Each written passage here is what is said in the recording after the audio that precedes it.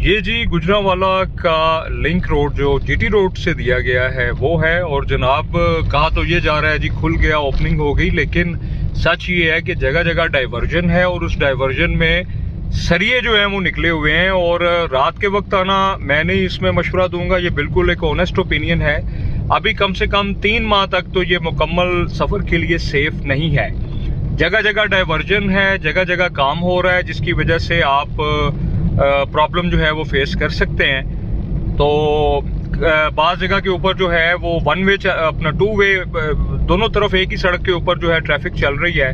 तो रात के वक्त खासकर अभी ये सूटेबल नहीं है। तो ये आप देख रहे हैं, तो जो लोग सफ़र करना चाहें वो फ़िलहाल ये बातें जहन में रख के सफ़र करें। अभी मुकम्मल तौर पर ये ऑपरेशनल जो है वो सूटेबल नहीं है, क्योंकि जगह जगह डाइवर्जन है और मतलब प्रॉब्लम बहुत अच्छी खासी फेस करनी